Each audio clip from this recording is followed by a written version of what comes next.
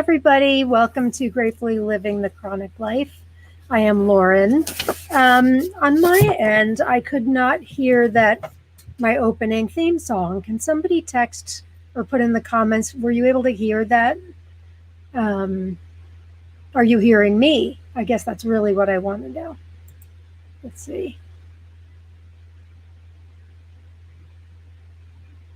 Can you guys hear me? Thumbs up, yes. All right, well, I'm going to assume that you do. Welcome to, great, Campbell, thank you. Welcome to Gratefully Living the Chronic Life. My name is Lauren Blanchard-Zaleski, and I am the admin and founder of the Facebook group Attitude of Gratitude with Chronic Pain, as well as the website gratitudeaddict.com. And I'm really glad that you're here tonight. I started this broadcast. This is episode 28. 28, you guys, 28 beautiful hours that we've had. And it's very exciting. We have a great show for you tonight. Great show. I sound like we're doing like a review or something. Ariana is having trouble logging in. So she will be joining us shortly, hopefully. Keeping an eye out. She has a Mac with Safari and it needs to be done on Chrome, unfortunately. But she will be here and it will be so worth it because she's got such a powerful story. If it's your first time logging in with us, welcome. We kind of do this in a town hall format where you're allowed to put in comments and we put them on the screen. Look at this, just like this. Here's Arlene. See, how cool? How cool. Usually try to get all of them in, but I can't always get them all in. Oh, our guest is here. Here we go. What? Ariana. How you doing? I love your glasses. I can't hear you. Wait. You got me? Hang on. Let me take these earphones out. Oops. How's that? Good. Can you hear me? Still can't hear you. No. Hang on. Let me see. Shoot. That's a little bit of a problem. Yeah. I think it's on my end because I couldn't hear the theme song either.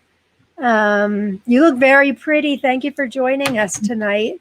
It's a little bit of a problem if I can't hear the interview.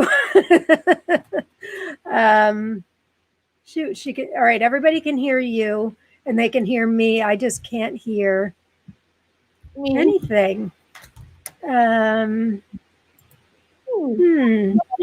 To go out and come back in? Sorry about this, guys. I'm glad you can hear Ariana. It's not you. I know it because I couldn't hear the theme song either. It's something going on with me. Let me try the earbuds again. Oop.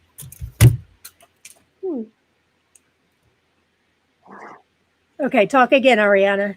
You got me? Nothing. Oh, wait. How about now? Do you want me to go out? No, I got it. I got it. Oh, yay! You know what was going on? This is very technical. I had everything on mute. Very technical. Yeah, Heidi says maybe try unmuting all devices. Yeah, I thought I had Heidi, but apparently not. So usually I have at least one technology problem during each episode. Hopefully that was the one and we are good. So I'm glad you made it in. I know it was tough to get in here, but it must be like good luck to have just a little technical issue at the beginning. I think it is. Thank you for joining us, Ariana. I will introduce her formally in just a minute and tell you this is bound to be a very powerful hour. Because like all of us, Ariana has a story, and her story might be different from yours, but the message that she has is what we all strive for. So that's why I asked her to be on the show. But anyway, for those of you logging in for the first time, welcome. We do this every Thursday evening at 8 p.m. Eastern Standard Time.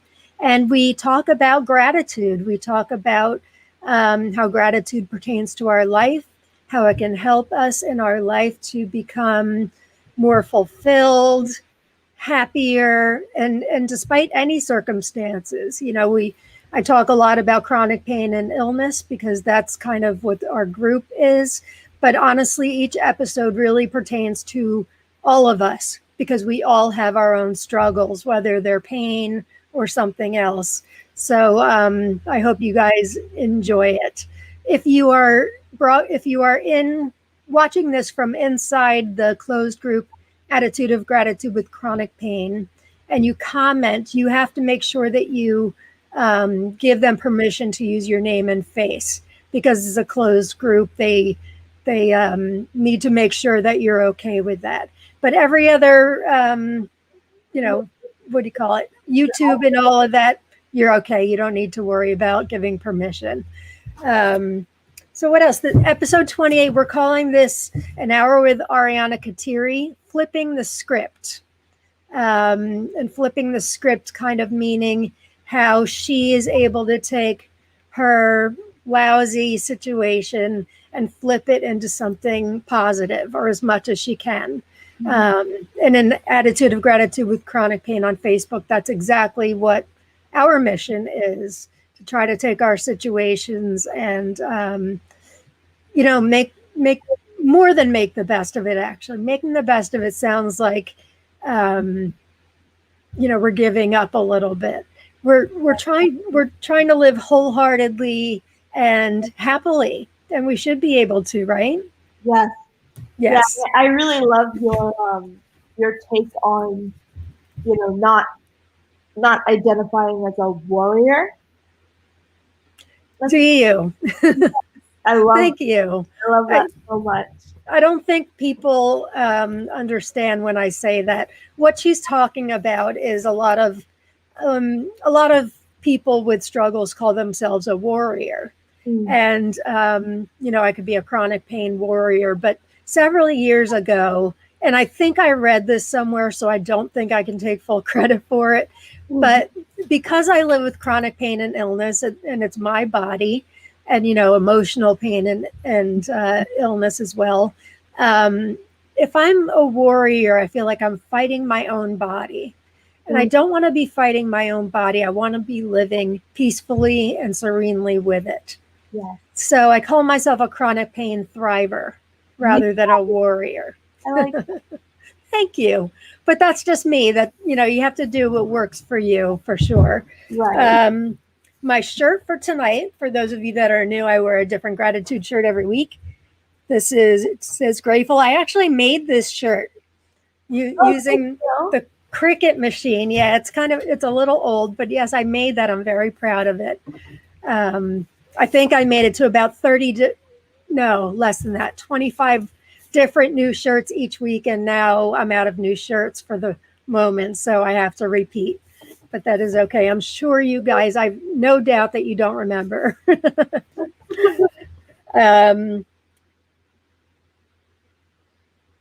Yeah, so like I was saying, it's a town hall atmosphere.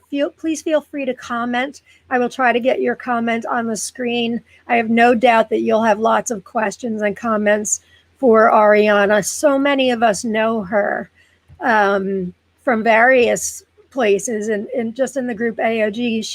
She's one of our I would call original members of AOG. She was one of the first people that joined who I didn't know ahead of time, who I didn't bribe to come into the group. She found us. How did you find us, Ariana? Do you remember? I don't remember. I think I was just searching for chronic pain support groups. And I do think I actually searched gratitude and chronic pain. Wow. And it was either gratitude or joy. Oh, okay. But I remember that came up. And I knew right away you guys were like my tribe, because I remember I was the 69th member. I was just going to say you were one of the first 100. Yes, I remember that too. In fact, I was looking today. I wrote it down. February 8th, 2016, you became a member. Oh, really? Yes. Wow, I much longer ago than I thought. Yeah, almost 5 years. So, and we've only been around for, well, January will be 6 years for us. So, yeah, you were one of the original members. And I was looking at the welcome post I made for you. It was only you. And I didn't have like the big manifesto that I do nowadays when people arrive into the group. Yeah. So it was very great. And I am so excited and honored that you're on the show. And you guys will see why in a minute. We have already a whole bunch of comments, Ariana. So I want to get those up for you. Let's see, where do we start? Oh, okay, so Here we go. The private chat and comments. Yep. Karen Hilliard says, hello, everyone. Karen Goldberg, I heard that and I'm hearing you. Thank you. Now everybody's going to say they're hearing me. We could hear it. We can also hear you. Oh, Soupy, that's my niece. She got a new picture. I'll skip over the I'm hearing yous. Let's see. Yes, good. I hear you. Here we go. Here's Linda Edwards. Hi, Lauren and Ariana. Hi, Linda. Linda Canalicchio. Good to be here. Like a really unique, customized pasta. Say that again. I like that name, Candelicchio. It sounds like a customized, unique kind of pasta. It does. I love saying it too. It flows off the tongue. Ooh, yeah. Campbell says she can hear you. Heidi, yes, your name is showing up, Heidi. Everybody can hear you. Everybody can hear us both. It was only just me on mute. Try unmuting all devices, says Heidi. Thank you, Heidi. I'd like to say it was something a little bit more tricky than that, but no, it wasn't. Campbell's clapping. Here's Arlene Hildred says, hello, ladies. Hi, Arlene. I'm really glad you could make it tonight. Arlene's having a rough time with some things and brain isn't working all that well. So she wasn't sure. In fact, I told her to just take a rest and watch it on recording, but she's not. Hi, Arlene. Jen Leos is here. Hi, everyone. So happy to see you. Gail's here. So nice to see you and Ariana. I was going to send Faith Clancy a wake-up call. I don't know if anybody did, but she really, really wanted to make it to see you tonight. But I know that for a lot of us, it's hard to stay up later. It is. So I'm glad. For sure. Yeah, I'm glad that we've got the recorded version. Yeah, as soon as the episode is done, it's available for watching on all of the platforms, YouTube, the Facebook places, and all that. So it's great. Pamela Creighton says, Warrior has never sat well with me either. Really? That's interesting. I kind of thought I was the only one. Yeah, I thought I was the only one until I met you and you mentioned it. And you know what? I'm not surprised that a lot of the girls here, like in the AOG group, feel a little bit off with that title because, well, first of all, I think that Warrior is an identity shortcut. Is a what shortcut? An identity shortcut. Oh, tell me why. I think a lot of people use Spoonie or Warrior right in as almost as a sort of a shortcut to finding their place. So like consolidating everything that we are, which is a lot of things. Yes. Kind of that. Is that what you're saying? Yeah, I could see that for sure. And I'm not looking down on any warriors out there. Go for it. Fight your hardest. I love you all. That's just working for me. But I would, I would be sad if, I landed on an identity shortcut or someone I love landed on an identity shortcut or something, just like a warrior or Spoonie, and then never got to experience having kind of almost an ally relationship with your body. Very smart. I think I was telling you? I was telling somebody just yesterday that when I went to Silver Hill Hospital to the chronic pain and recovery program, Mhm. 7.5 years ago. Dr. Singer, who was on last week, and I missed that in my notes. I wanted to thank Dr. Singer for being with us last week. It was a great episode.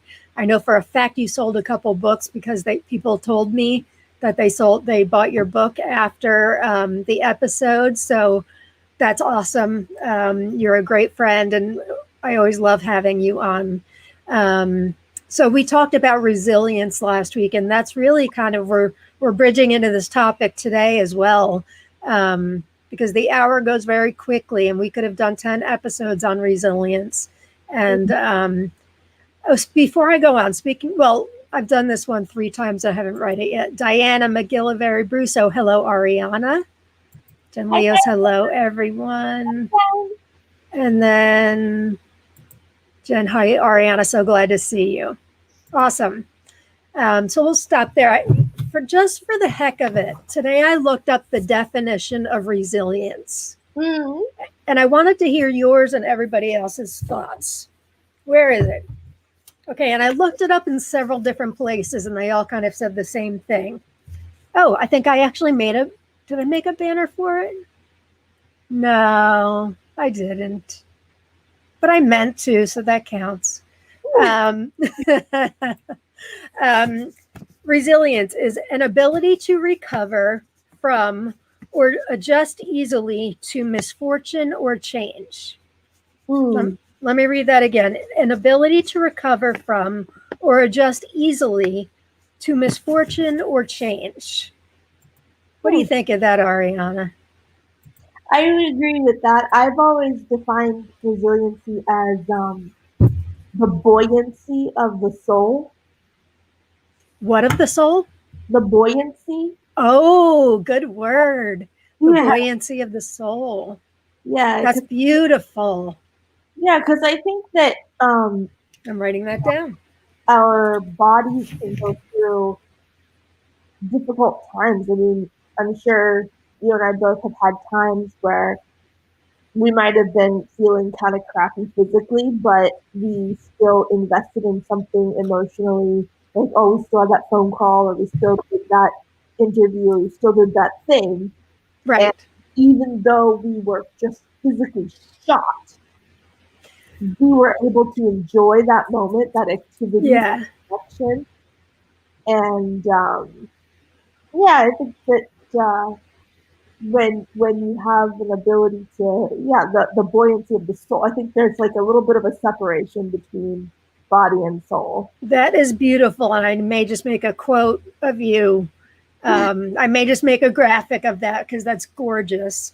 The word that stuck out for me in the definition was Easily. easily. Yes, thank Yeah, you. I recognize that too. Um, yeah, and I was talking to Jill Cook about it as well today because I think we can be resilient, but it's not necessarily easy. You know, I, like you had just said, it does take work. And like I said, I looked up like 3 different dictionaries and they all said easily, which I found all just, the definitions said easily. huh? All the definitions said easily. They did in some way, shape, or form, they did. Um, Hmm. See, I think resiliency is, and Jill had said this, so I can't take credit for this, the willingness to try something different, the willingness to try to get better. But that doesn't mean it's easily and that's just not for chronic pain people. I would say that's everybody. I don't know what you guys, if you have anything to say about that. Um, Huh.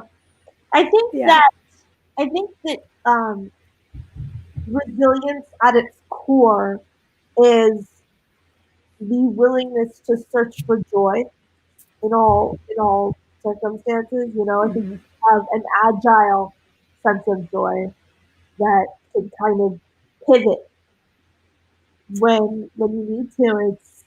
It's really about like I said, I firmly believe there is that separation between body and soul. Mm-hmm. I think that I think even in your worst, you can still be just so full of joy. Yes. I agree. And that's exactly why I asked you to be on the show. Um, if you haven't already been able to tell, she is an incredible writer, has a way with words. I'll probably be quoting her a million times tonight. Um, so we have a question or a comment from Margaret DeCarica Morris. Hi, Margaret. She says, Ariana, I understand the ally comment. My pain is just a part of me. Since it is a part of me, I can't look at it as the enemy. Yes, Bingo. Bingo. I think you see your pain as an enemy, and you have this combative relationship with your pain. Yeah, and that can be a problem if you're seeing the pain as an enemy. I always did. So I won't lie. Sometimes I still do if it's really bad. But I know in the long run that it is a part of me and I need to love it. I had started to say when I went to Silver Hill with Dr. Bruce Singer, get off track a lot. The first thing he had us do when we got there was write a letter to our pain. And then, oops, sorry, I'll get to that in a minute. Sorry, guys. A letter to our pain and then a letter from our pain back to us, which was such an interesting exercise. I love that second part. I would not have thought of that. It's amazing the voice that mine took on. Yeah. Because I would think of it as an enemy, but when it wrote back to me, it was very loving. Oh, cool. Yeah. And I know I've mentioned that to a few people. I think Arlene Hildred has done that as well. It's a good exercise. I just found my papers recently. Jen Leah says, so profound love that I'm assuming that's about your beautiful quote about buoyancy of the soul. Pamela Creighton, resilience to me is remaining true to my soul no matter what challenges I meet. I love that too. Yes. Absolutely. Jen says, I agree. It's overcoming obstacles, bringing resilience. And oh my goodness, my friend Lynn. Lynn, I'm going to cry. I am going to cry. Lynn was one of Amy's best friends as well, and she and I became friends. She lives in Texas, and she and I became friends through Amy. And in particular, we did meet in person and talked a lot. And then through Amy's death, we've become even closer. So, hi, Lynn. Thanks for tuning in. I think that was a sign that Amy's tuning in too. Yeah. She's always here with me in her little purple urn. Yeah. Karen says, wow, how interesting, Lauren. I love the idea. You should do it. Absolutely. So let me tell you a little bit about Ariana before she starts telling us whatever she feels comfortable telling us. She's, like I said, she's been a member of AOG since 2016 and has been every member is an important member, of course. She has been just completely inspiring, I would say. She did tell us in the beginning that she had a rare illness, but I haven't heard her talk about it since, ever, until I just asked her for the interview for tonight. I knew that things were really, really difficult for her. But the thing that I find amazing is she's always there for every member in a big, big way, She's personal friends with so many of the members. And I think when I put up your bio for tonight, people were like, wow, I had no idea that that's what she goes through. So I can't wait. I don't want to say I can't wait to hear what you go through because I know it's terrible. But I can't wait to hear your story. So at age 2, Ariana was diagnosed with, is it Maffucci Syndrome? Is that the name of it? Oh my gosh, you are literally the second person in my whole life with Really? Yeah.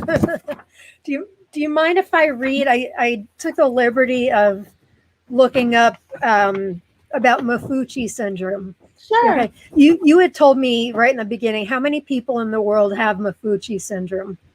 Last I checked, there was about 184 reported cases, something around there. Must have been very difficult to diagnose, I would imagine. Oh, yeah. Yeah. I was diagnosed when I I got my finger smashed in a door when I was very Ooh. around 2, and the bone didn't feel quite right. It had this almost like this sort of, you can see, I don't know if you can see on this, like this sort of here, that sort Yep. of lump there in the middle, and that's just kind of how it healed. And so my parents took me into the doctor, and that's when they diagnosed me. Okay. And my family teases me because like now that finger is like a little bit longer than the others, so it's and my family teases me like, oh, you don't even have to be naughty if you want to tell somebody you just have to like, So that's the actual finger that you slammed the door in yeah, on? Aw. Well, it gave you a little extra growth for some extra love. oh, grown up.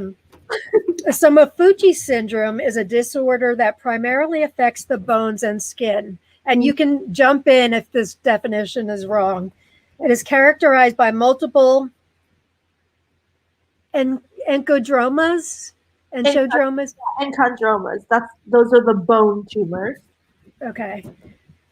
Growths of cartilage, it says, yes, that develop within the bones. These growths most commonly occur in the limb bones, especially in the bones of the hands and feet. Yeah. However, they may also occur in the skull, ribs, and bones of the spine. Mm-hmm. Enchodromas may result in severe bone deformities, shortening of the limbs, and fractures. Mm-hmm. The signs and symptoms of Maffucci syndrome may be detectable at birth, although they generally do not become apparent until around the age of 5. So you are an overachiever at age 2, Ariana. I've always been an early bird. They develop near the ends of the bones where normal growth occurs, and they frequently stop forming after affected individuals stop growing in early adulthood. As a result of the bone deformities associated with Maffucci syndrome, people with the disorder generally have short stature and underdeveloped muscles. I just want to mention, like, I know, I just a shout out to some of the people who know me in person right now, and while you're watching this, the minute you said short stature, they all giggled. I'm certain of it. I giggled inside. Yeah, because they all tease me about, with all my friends and loved ones, they tease me about how little I am. Oh, but it's so cute. And I have like an adopted daughter, and she was teasing me. I recently had a move, and um, we hardly had anything in the house, just a couple of beds and the fridge and stuff like that the first week. Mm-hmm. And she asked me, she said, so how's the move? Are you all moved in? Is everything good? Like, well, we're moving some of the sort of small detail stuff, like some of the small stuff. And she goes, is that why you got moved in?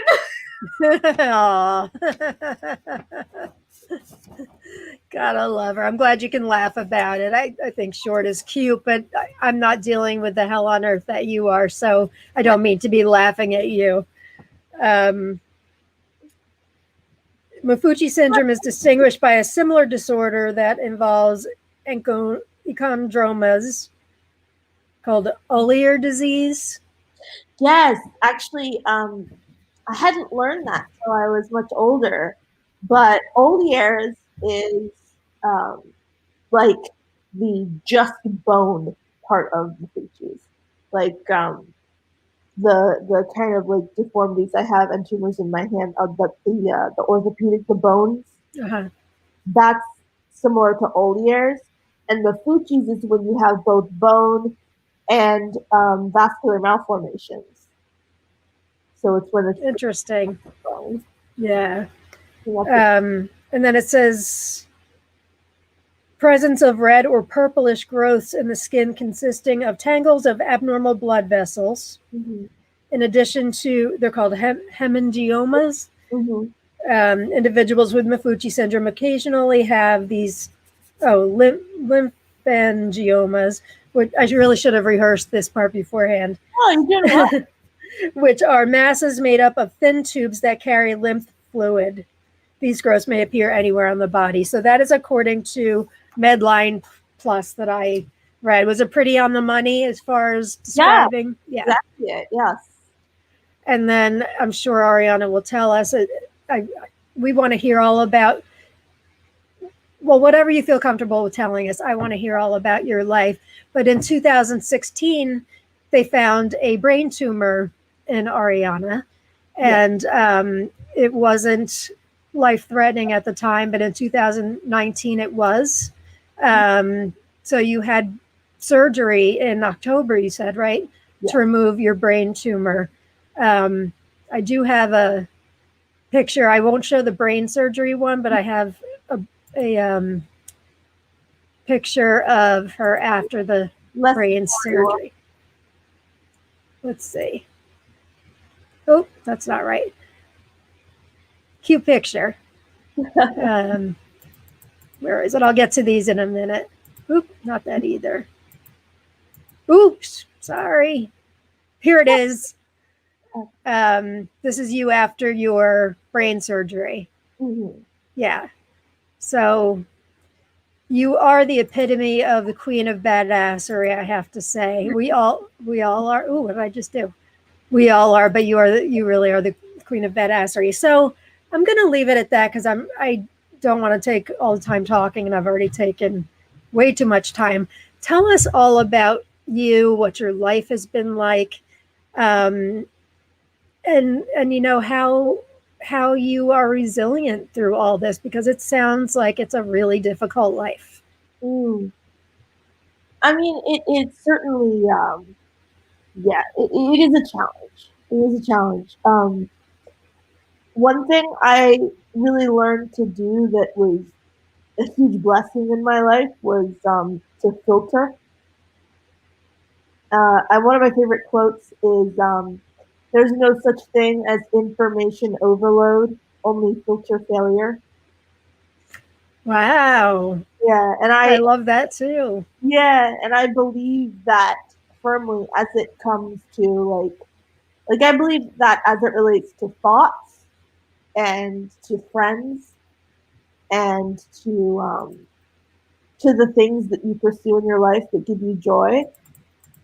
You know, I think filter is a big part of having a substantial sense of joy, you know, so that everything that you have in your life has a purpose and everything that you have in your life has something to sustain you. You know, it's beautiful. I filter my thoughts. I choose them. But how did you get to that point? Childhood could not have been easy for you. I know adulthood is not, but what was your childhood, like? Were you able to go to school?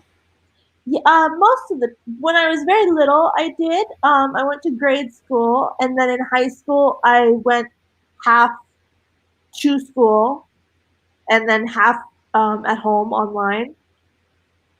And then because your bones are very brittle. Extremely, yeah. Yes, she told me before the interview that she's had over 500 broken bones in her lifetime of 30 years. 500. Yeah. I mean, and that's based on the events that I remember. Each event had multiple breaks. Okay, but still. Yeah. So you were able to go to school and make friends and all of that stuff, just in a shorter way. Good. Yeah. In fact, I remember, I think a big part of my vibrant personality came from, I was never particularly bullied as such. Good. Thank God. I was more, because it was so unfamiliar, when I was very little, I was more ignored, Oh, just completely ignored. And I remember thinking like, oh my gosh, these kids are intimidated by me. they probably didn't know what to say. Yes, You yes. know, I but still, that must have been really difficult for you. yeah, I had a revelation though when I was older. So when I started kind of losing my eye, or it started drying out because the tumor pushed it out a little bit, and Oh, the did lid, it? yeah, the lid wouldn't close all the way. So it started drying out, and I even in grade school, I started wearing, I wore it more as an adult, but in grade school, I started wearing an eye patch, and I remember that like the kids were always very unsure of what to say about it, and like, and I noticed that people weren't really afraid of it. They just were afraid of how I felt about Yeah, right. it. So I started saying like, okay, so you guys, like, there are some days when I wore my eye patch and some days when I didn't. And the days that I had to wear my eye patch, I came to the school like, okay, guys, y'all get one pirate joke, two if it's one I've never heard before. Oh my gosh, you're so awesome. That was so smart. And it was so much fun. Like everybody was like trying to pirate jokes. Like I want to get the ones you've never heard before. And I still remember one of my favorites was as an adult. Um, my friend Ashley, she had said, "Hey, did you see?" And she mentioned a recent movie. Like, "Oh, did you see that movie?" Or, "Oh, you probably only saw the first half." And I told a friend about that, and he goes, "Oh, you should have said, yeah, but it lacked depth." And I was, oh my gosh, I was so mad at myself. I was like, oh, I should have said that. I love that even back then you were able to turn it around and try to figure out a way to get the kids engaged with you. I think that was so incredibly smart. Have you always been a positive person, or did it take some work? um, I think that inherently, I've always been a positive person, but it really helped when I discovered that's what she said jokes. It That, and really, I know you're a big pun fanatic. yeah. You told us that right in the welcome post that you're a big pun fanatic. I remember that's how I knew you guys were my tribe because I made that joke about how I was the 69th member. Yep. And everybody was laughing and teasing me. Nobody was like, "Oh, that's so ridiculous. That's juvenile," or anything. No, they were like, No. "I was like, "That's my family." Well, we've loved having you in the group. We love all of our members. Um, but you post some really beautiful and insightful things, and it's knowing we all have a story. Nobody's story's any worse than the others. At all. That's why we don't talk about our conditions in the group, because we just keep on an even playing field. But me personally, knowing what your entire life has been like, and just how positive you are, I just wanted you to be able to tell us, your story. And so I cut you off. I was asking about school. Yes, yeah. No, I think I felt like I discovered most of my positivity outside of school when I started interacting with adults who felt that they didn't understand where I was coming from. Okay. And ultimately, I feel like joy was the one thing that I had that no one could take from me, and no circumstance and no human could take from me. And Beautiful. yeah, it was the one. And in the last couple of years, I've especially buckled down on that because I maybe you guys remember me posting about how I was last year or earlier this year that I had spent a couple of months withdrawing from all four of the medications that I was on, of the pain medications that I was on. Oh, I didn't know that. Yeah, I decided that I didn't like being beholden to this external thing. Wow. So And all four of your pain medications, yeah, everything you take for pain, yes. you went off of. I went all of it. I tried medicinal marijuana for a bit, Hmm. but for the most part, nothing. So Wow. What made you decide to do that? You didn't want to be beholden to something outside of yourself.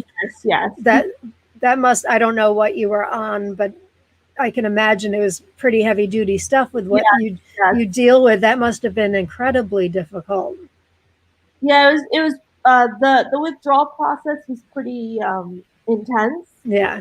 but the great thing about it was there was one day where I woke up and it was just like the sun had come out for the first time in life, and it just felt like I'm I have complete choice over everything. Like I don't have to be in a fog. I don't have to I'm in a lot more pain, but I I bet.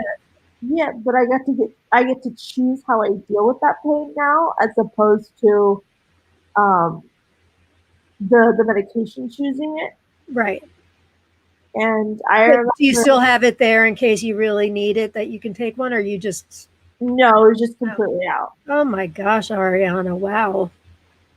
That's. Yeah, I You just went up a level in the queen of badassery. That really is, what our group, we don't, meds or no meds. It's not up to us to decide what you're on. Most of our members are on some kind of meds. So, but wow, that was absolutely incredible. So you wanted to take control of yeah, how you deal with it. yes, and I believe that maybe at some point in my life I might have to go on medication again, especially if I have more surgeries. Right. Um, but the process, what it helped me realize is the things that I have within me are the non-negotiables.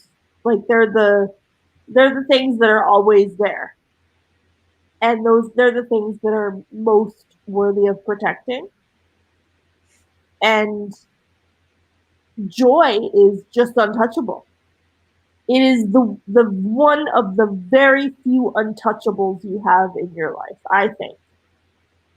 When you have We don't have much control over our conditions, mm-hmm. at all, but we do have control over our response to them, Yeah, right?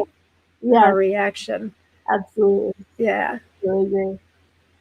But wow, I'm just like, I can't imagine, but good for you. I'm glad that you're happy with your decision to do that. Thank you. That was last year you did that? I can't quite remember if it was this year or early. I know it was January through March or April. I Okay. think it was last year because I remember we weren't going through the pandemic during it. Okay. But Um, I yeah. gotta say though, that would not have been a bad way to spend quarantine. Oh gosh, you're right. You're right. Quarantine withdrawals. Um, all right. I'm so silly. You had given me a quote a couple days ago that you thought would be good, and I made the quote, but did I upload it? No. So I'm going to be really high tech and just show it on the screen of my iPhone because it's a good one and it's worth mentioning. Okay. Bear with me, folks. I don't even know if you remember the quote, do you? Is it the Sia? Yes. Yeah, I love that one. All right, here. See, let's see if I can. Oh, it's not even turning the screen. Okay. There it is. The truth is that you shouldn't try to match your insides to other people's outsides. Life is an inside job, and we just have to do our best. I love Beautiful quote. And that's exactly what you were just talking about, working on the inside. that. So after school and all of that, like, what is your everyday life like today? Um, I assume there's so many things that you're not able to do, oh, but also things that you are able to do and do it well. right. I mean, the majority of what I'm able to do comes from my, mental and emotional strength. But physically, I need help with pretty much everything. Yeah. And And I, how are you with that? Are you kind of not resigned, but are you in acceptance of that? And oh yeah, I mean, I think of it like, um, you need help with things.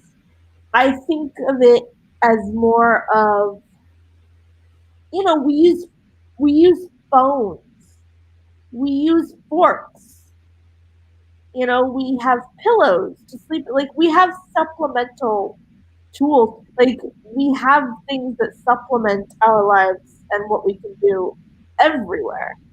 And I true. think that the the emotional strife that comes with, oh, I can't do this by myself, or oh, I can't get up the stairs, can you help me do that, or can you help me get my socks on, you know, the shame that comes with asking for help with that, I think is really saddening because it's another tool. I believe that asking for help is just another utensil. That's a great way to look at it. That's a really great way to look at it. And you've always needed help, so you're pretty used to it. I Mm-hmm. assume some members, when they have to get an aid or something like that, and even not chronic pain people, but having to ask for help is hard. It's just difficult. But when you talk about those supplemental tools and things we can do to help ourselves in many many ways, um, that stuff we do have control over. You know, Mm-hmm. you on Facebook, you have a million friends. Everybody in the group knows you, unless they're brand new. And if you don't, here's Ariana. She's awesome. Um, but you really use Facebook as a big tool for you, don't you?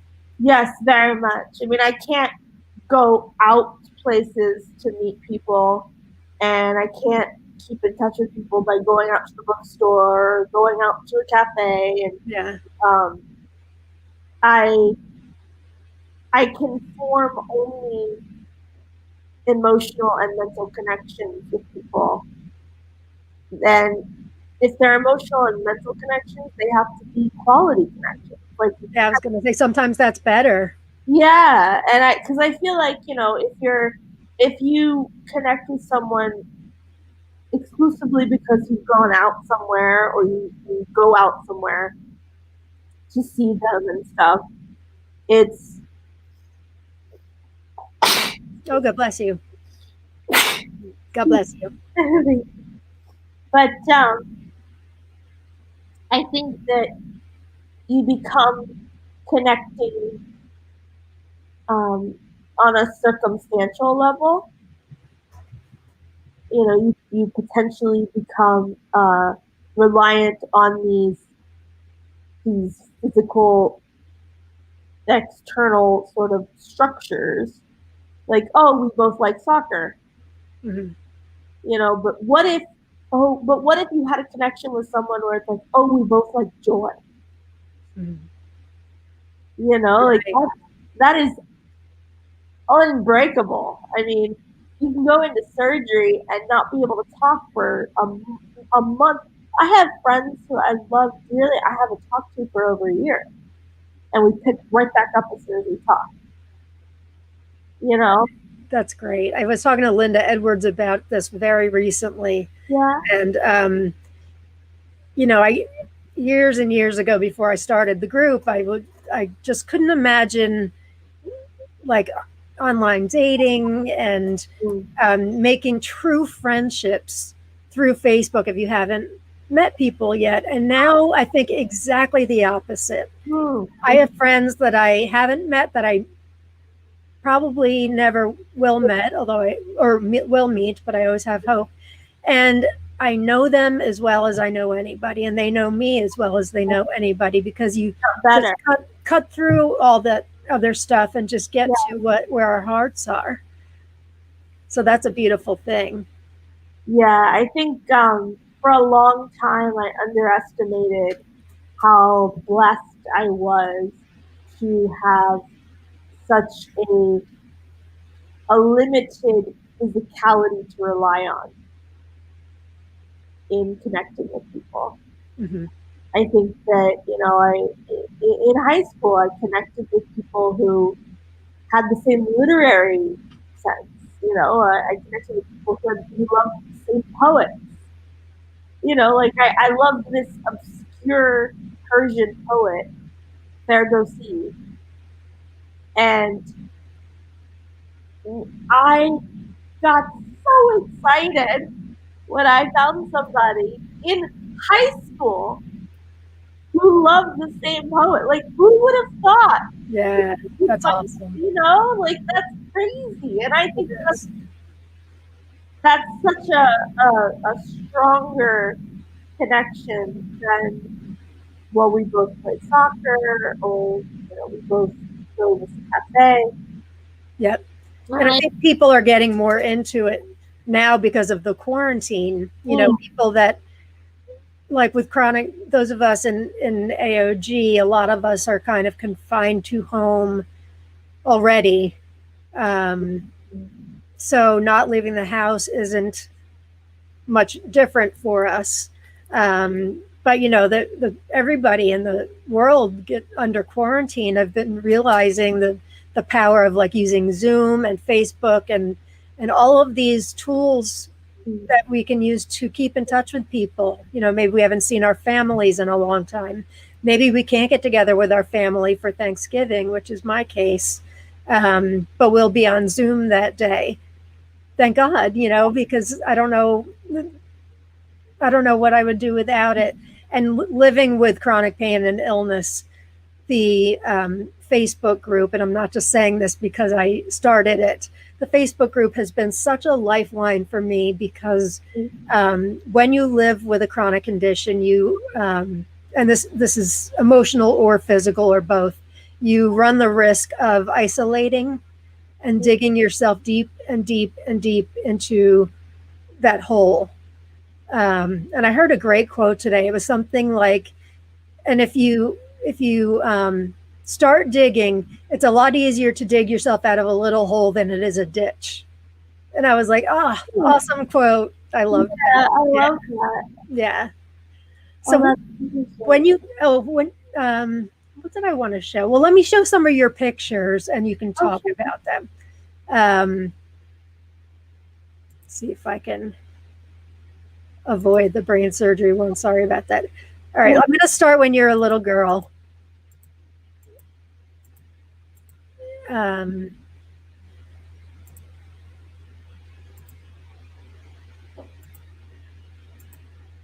okay, here's a cutie one. Tell us a. Oop, no, it's not. It's not. There it is. So tell us about this one.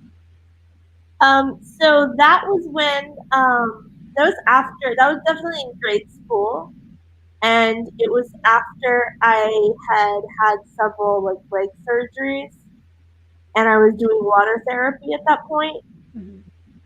I was terrified to try and get into that pool, because going downstairs of any kind, even the tiniest height, is about 90% of where my fractures have come from. I can go upstairs kind of okay, but going downstairs is just, not only is it incredibly Wow. dangerous, it's painful. Yeah. Wow.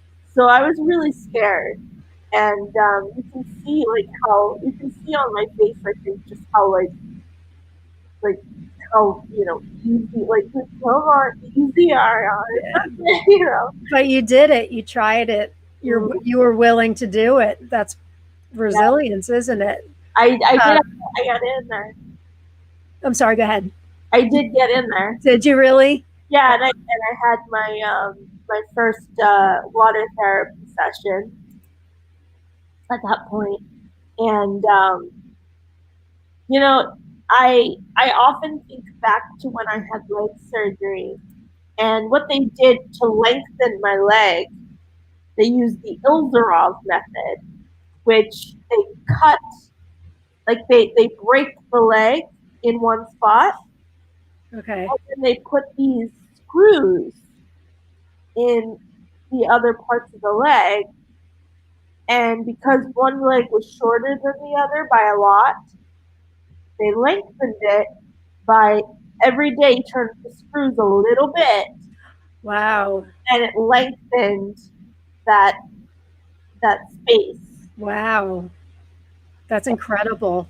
Oh yeah, it was so. I gotta say, like one thing I loved um, about my condition, I'm I'm blessed that it's a rare and complicated condition because I have gotten to be like involved in some of the coolest medical stuff. I bet. I bet. Like I still remember when I had my very first surgery, and begged, I begged the surgeon, please, can I have a video of the surgery? I was so excited. That's awesome that you have that outlook. It is because I'm sure it makes things a lot easier for you. Mm. Um, let's go to the next picture. This one's cute. Tell us about this one. Okay, so believe it or not, that gesture of just holding up that card was something that I worked on that year deliberately for a long time. Because of the vascular malformations in my hands and stuff, I had a hard time having an agility and a dexterity in my fingers. So that year, I was practicing certain like precision grips and things like that. And one of the things that was really difficult for me was to pick up a piece of paper. Picking up a piece of paper. Yeah, and So many of us take for granted. I know I do. mm, that's actually one of the things I think you guys might have often seen me um, like when on our "What are you grateful for?" sort of questions in the group. Yep.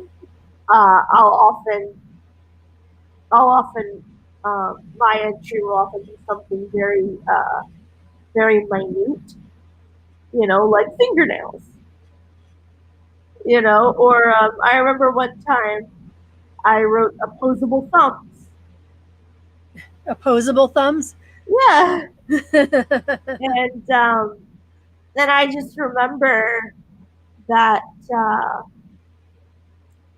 that I I always came across the idea that when it comes to gratitude, you have to go small before you can go big. Wow. And if you're not able to appreciate something as tiny as being able to pick up a piece of paper, then it's going to be hard to appreciate something as big as I'm so glad I can still swim, or I'm so glad we have sunlight, something like Right. that. Like, Yeah, those gratitudes are actually my favorite. And when mm, on the days that I'm not having a great day, I sometimes I actually have a hard time just coming up with something. It's not that I'm not grateful, I certainly am, but I just can't come up with anything. So that's when I will revert. I don't know if that's the right word for it, but that's when I'll go minute, like you said. go back to You know, basics. clean air, to breathe clean water, to drink, things like that. Yeah. Picking up a piece of paper is not one that I've done, and now I will always think of you when I pick up a piece of paper. That's like, look how happy you are. I know. Well, yeah. So that year, I worked really hard on being able to pick up like a piece of paper, or a piece of cardboard, or something, and I finally did. And my mom was like, hey, let's take a picture. Pick something up and take a picture of it. And I was like, okay. And I grabbed my birthday card. It was my 13th birthday, and I remember I was so pleased because I had the Rachel cut. The Rachel. I was but I was just cool for school. Yeah, and you see, I was showing off a little bit too, because not only was I holding the cardboard, I was like holding it slightly open. Oh yes, you are showing off. And I was showing off a little bit there. Yeah, you've got great dexterity there. So here's a couple more. Tell us about this one. So that was part of that was after I got the cast, so to speak, off my legs when I had my leg surgeries, and those I had when I in grade school in third, fourth, and fifth grade, and there's another one here you sent too. Yes, yeah, that one. I remember being freaked out by how bruised my legs were, like after the surgery. And I mean, fair enough, because like I bruised easily, and they had to like really hold the leg still to get the screws in the bone. Like, it's not an easy feat, right? For sure. But I remember, like, I was just so freaked out by the bruise, and my parents were teasing me like, Ariana, like, you begged your doctors to get the Maffucci bumps, the hemangiomas, in a jar to take home. You're freaking out by the bruising on your leg. Yeah, that looks, it's very bruised. You can't see the other stuff. Well, I guess if you ask for it in a jar after your surgery, but let's see what else we got. Okay, this is actually a good segue into what I want to talk to you about next. And yes, we are running late, everybody. I think I know I talked too much in the beginning, and I don't. Ariana's got such a great message. We're going to run a little bit late tonight. So tell us about this one. This looks like the queen of badassery. For sure. That actually, I think you guys will like this. That was when I found out. That was around within a 3-day period of finding out that I had the brain tumor, and my mom had asked me, "What if you could say something? If your brain tumor was a person?" And she thought it would be like cathartic for me to kind of like go after my brain tumor, you know? Yeah. And she's like, if your brain tumor was a person, what would you say to it? And I remember I adjusted my hat and I gave her that look, and she snapped the pic. You know, that look to me looks like, bring it on, I'm ready. That's exactly what I was thinking. Part of me was looking at her like, if it were a person, like, it wouldn't be part of it. Wouldn't even be part of it. Yeah. It wouldn't even be in my life. That's a great look. That's classic. Yeah. So, yeah, tell us, like, when you had the brain tumor, was that related to the Maffucci Syndrome? Yes. It was, okay. Yes. It was mostly, I believe it was benign, in the sense that it was not cancerous. Right. But it was against the brainstem. Oh, wow. And I had a lot of experience, like I was experiencing tingling and loss of sensation and sometimes control on one side of my body. So Wow. he went in to get it checked out again because, like I mentioned, a couple years earlier, we found out I had it. And then last year, we found out how urgent it was. But I think you guys will love the story of the day I found out about it in the office. Um, so my mom has a condition called a falling bladder, Okay. which means that like she has to go all the time, like she can't hold it or anything. Mm. My dad and I tease her and say it's a clumsy bladder because You it's a said what? Say that again. that it's a clumsy bladder because it's Oh. a bladder. And she had to use the restroom before everybody came in to tell me, or the doctor came in. So she said, I'm gonna use the restroom. And she got up and she went to the door and she tried with all her might to pull that door open and she just couldn't do it. I mean, it's so funny because like she's just got these like short little legs, these little stubby legs, like it's so bad, kicking against the floor, and she pulled, and she pushed, and did everything she possibly could. She tried to lift it up from the bottom, and then she's just like,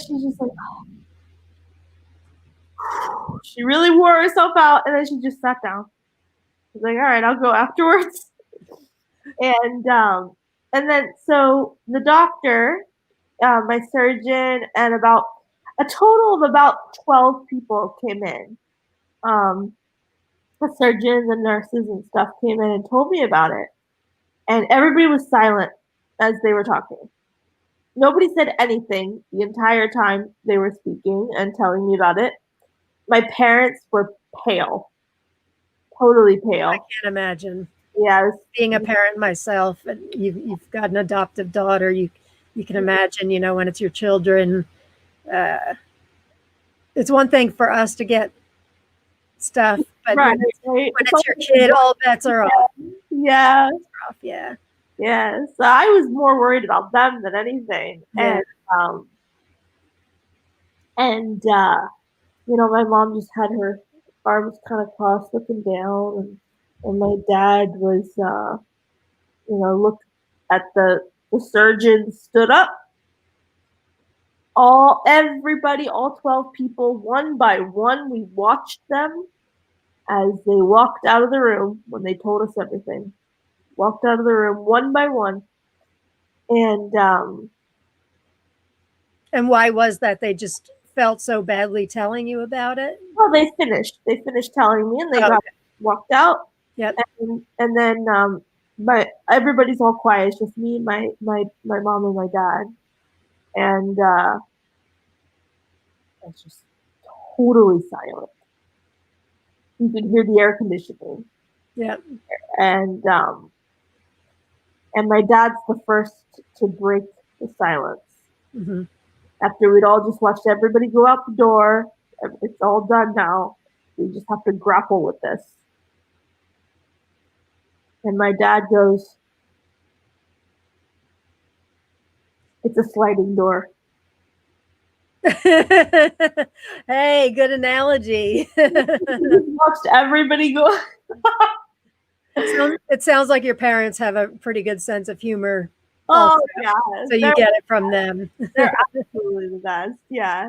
And they humor my I'm very lucky to have people in my life. Thank you, Jen.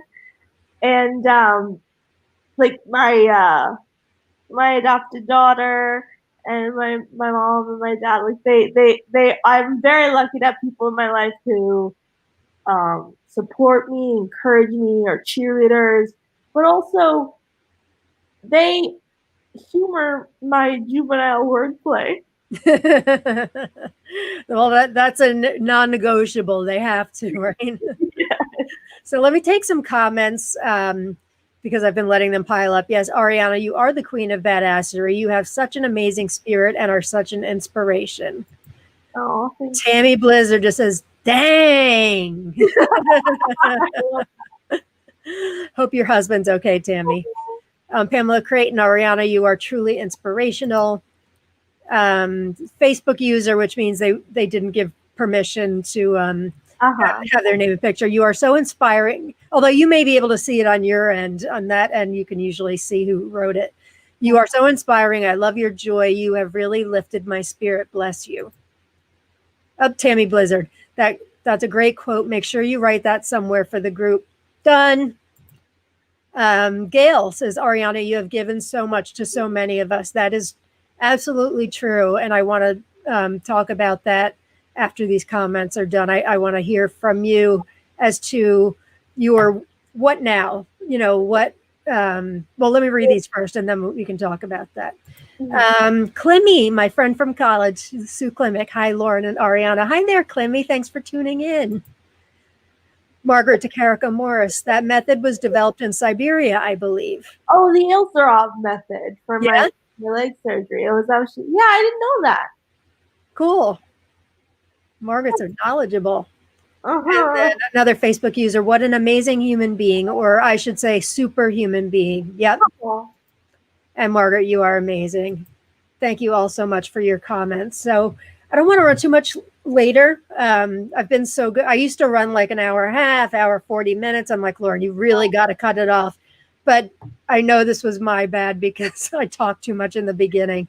And I knew this was going to be something that I wanted you to talk for like the whole thing. And yet, I missed some. Sorry.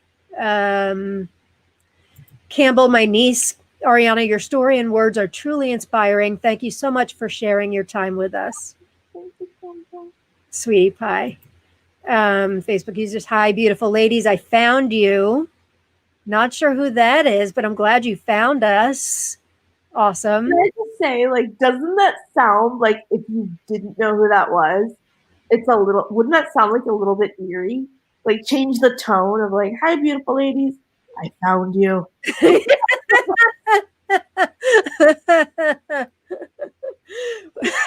When I first started doing the broadcast and the Facebook users would come up, I thought I'd be all cute and clever and come up with a nickname for them. So I was going to use the first letter of both of those words to say it's the, as soon as it flew out of my mouth, I'm like, no, we can't do that. So we don't do that. Margaret says, you are amazing. Facebook user says, it's Faith. Faith's awake. Yay, Faith is here. I'm glad you made it. That's now talk about reading it differently. I thought it was somebody saying, it's Faith that helps you to get, but it's Faith. Hi, Faith. From Scotland. Thank you I know it's very late there. Thank you for tuning in. So it's me. I'm not a creep from Faith. Well, that's argumentative. I don't know about that. So please tell us how you are so positive all the time. I know you've told us a little bit. You are such a giving soul. Your heart is always open to everybody sharing about their issues. I've been known to get a care package or two from you over the years. How do you get through the day? I guess that's what I want to ask. How do you get through the day? How are you resilient? I think that one of the absolute best things you can do for yourself is, I call it change your stories to questions. Tell me more. And it's one of I'm writing a book about the 5 keys to contentment, what I think are the 5 keys to contentment. And one of them is change your stories to questions. And so basically, your stories, your narratives. Flip the script. Yeah. Flip the script. And I think that's the best way to do that for yourself is to change your stories to questions. For example, this is a very trivial one, not a big deal, but That's okay. Let's say somebody's really shy and they get invited to a party and they really want to go, but they're terrified. They're like, oh, I'm just going to sit in the corner and like nobody's going to really talk to me. You know, I Yeah. don't know how to make friends and stuff. Nobody's going to make friends with me and stuff. Well, that's a narrative. Right. Story. So the best thing I would do is change your narrative to a question, which instead of I'm not going to make any friends, how can I make friends? How can I connect with people? Wow. That's a great tip. That's a really great tip. We're getting outside of our comfort zone is very difficult for people with chronic pain and illness, or anybody that's got any kind of pain, emotional or physical. Like we we're not comfortable a lot in our own skin. Oh, we've got to get you to bed, Ariana. um, we're so used to we're so used to not being comfortable that when we find something that makes us comfortable, we cling onto it, and flipping that script, changing the narrative, like you said, can be really difficult for us. It's scary as anything. Change for anybody with struggles is difficult. So change your stories to questions. I love that. Well, if you think about it, fear is kind of a double agent. Like fear can aid you. It can help or destroy. Like Right. you can have it work for you or against you. So like think of it as like a double agent in your organization and flip it. Oh, I love that. Flip that, Oh, you have such a way with words. It's so awesome. And before, if people have to leave, I just wanted to, speaking of way with words, I wanted to show you where'd they go? Oh, I know what I did. I wanted to show you where you can follow Ariana. She's on Facebook. The name of her blog is End the Pain Drain. And she's got a group on Facebook. I guess there's one coming on Instagram, or you have on Instagram.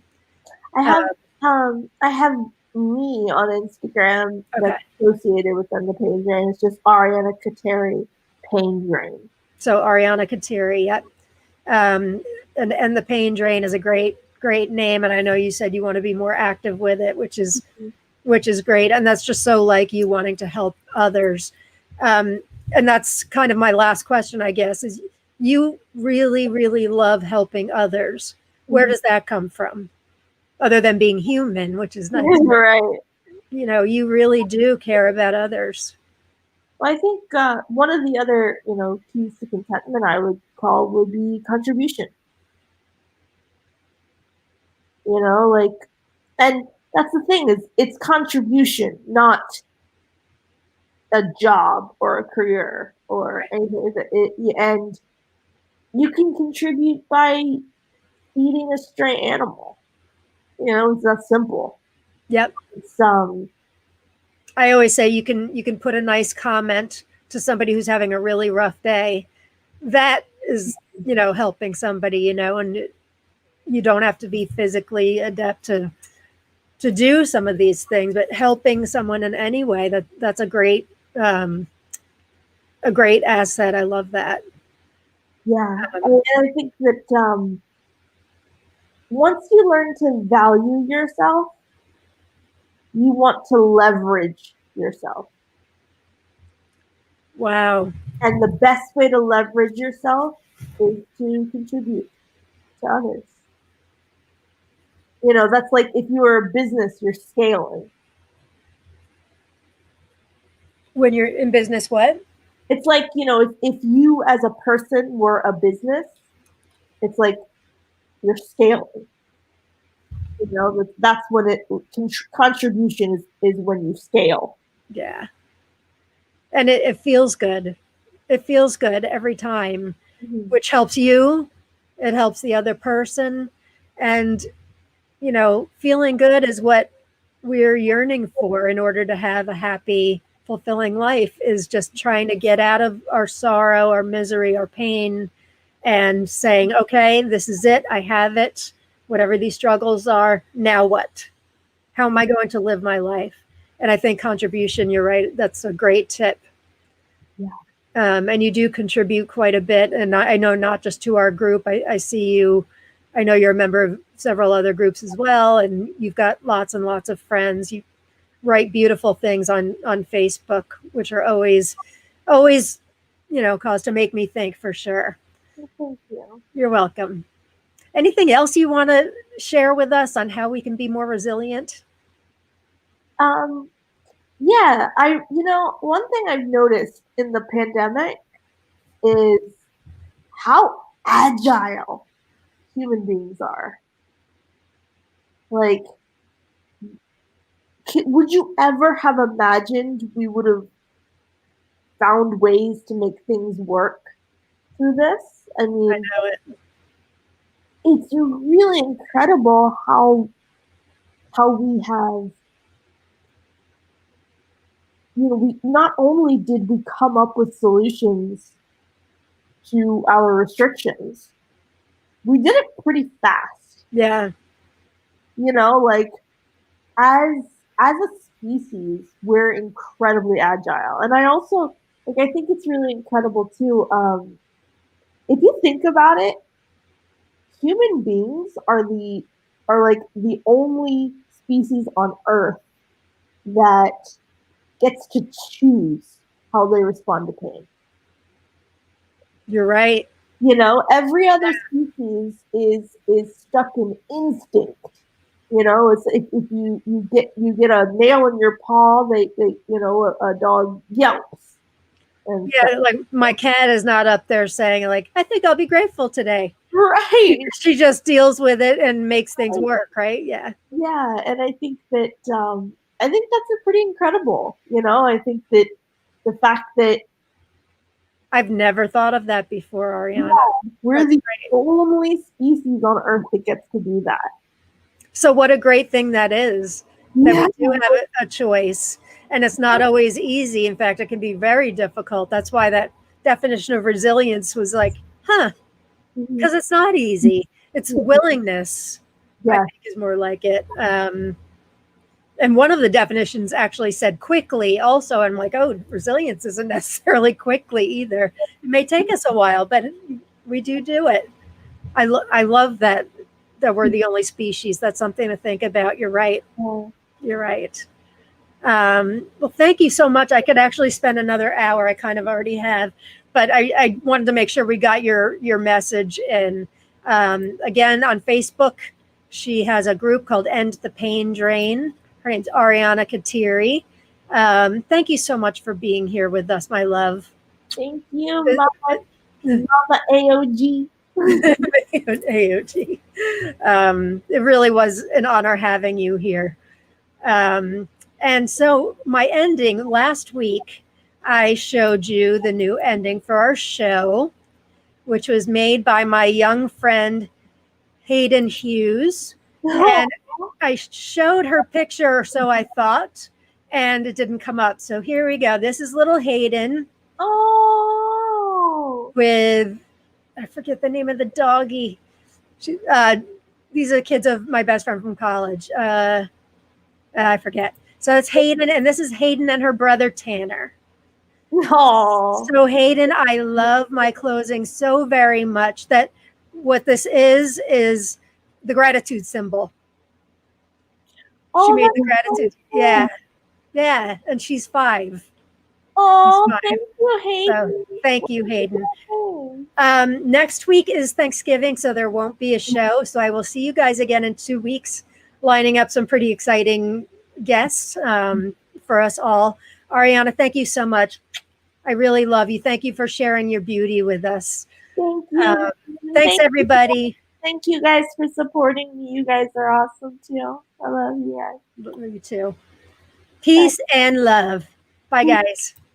Bye.